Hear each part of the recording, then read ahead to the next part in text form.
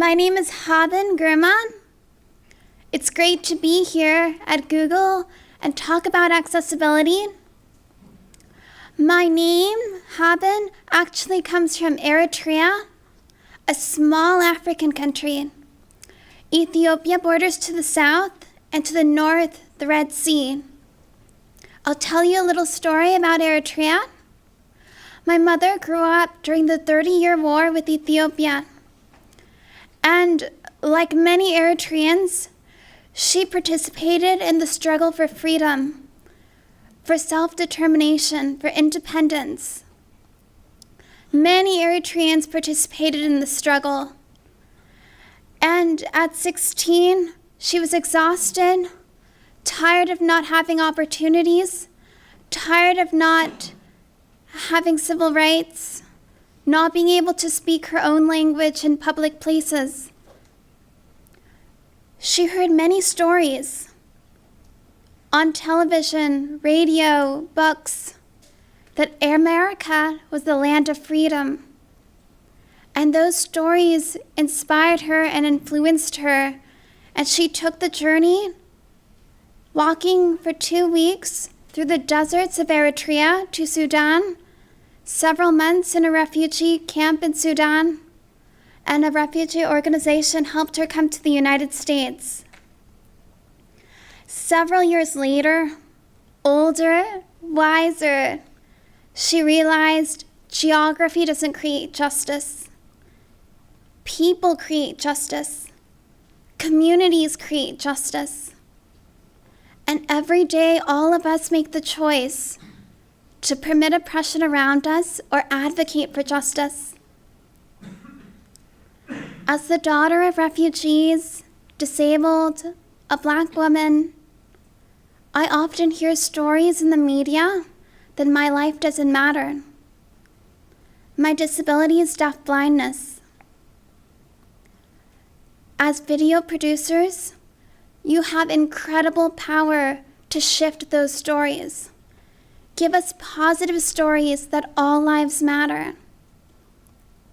So I'm going to talk about accessibility too, but at the heart of it is having stories that deaf lives contribute to society just as everyone else. Blindness, other disabilities, refugees, immigrants, all these stories have for too long been told negatively. And as video producers, you can change that and give us stories that have positive portrayals. Storytellers are very powerful. As a deaf-blind person, I care very much about movies. It's part of cultural conversation. There are many ways I gain access to movies. I use text through computers that provide that text in Braille. I'll give you an example. I'm holding a device that has digital Braille on the bottom. It's called a Braille note. And I get transcripts of movies with descriptions of the scenes. And unfortunately, a lot of movies don't have their screenplays available. And if you could also share that message with other video producers, that having screenplays available would increase conversations and cultural participation for people who are deafblind and have additional benefits, such as helping non-disabled individuals find your material through search engines so that we can be more informed of what's going on and participate in these conversations. You'll hear more later from others about the process of making your videos available to blind individuals who need access through audio description, or closed captioning, or open captioning for individuals who are deaf. When you make something accessible to one community, it actually benefits a greater community. And Brian brought that up when he was describing my TED Talk. I had an experience in college where I faced an access barrier. And my first reaction was, I'll just deal with this. I live in a world designed for people who can see and hear, and I figured it would just be another thing I'd deal with. Like not being able to drive, not being able to watch the latest movies, not being able to see who's here in the room. So providing access for me in that situation originally framed as just, when I originally framed that access barrier as just about me, I was a little reluctant. It's hard to advocate for yourself sometimes. And after talking about it with my friends, I realized it wasn't just about me. It's about the greater process of trying to get more positive stories out there. It's about the greater process of trying to increase access to information. And when I went back to the cafeteria, the story was about access to college menu, to a college cafeteria menu.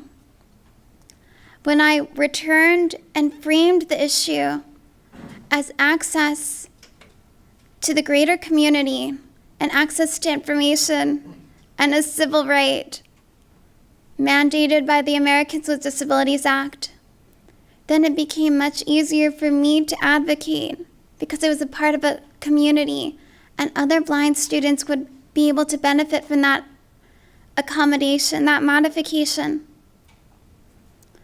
That was successful, and I now work as an advocate, and I've seen many examples where if one accommodation is made, when modification is made, a lot of people benefit from that. So when you think about access and including captions for your movies, audio descriptions, you'll find that it benefits many different communities.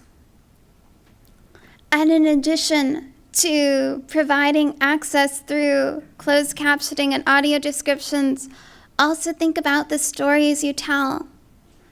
One common story is that disabled people succeed when they overcome the obstacles that are put before them.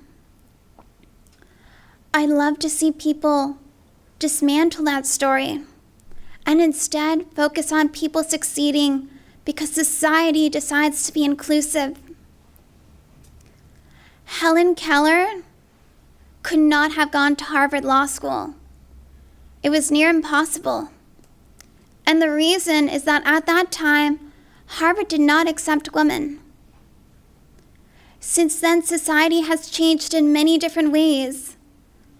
Women have more civil rights now.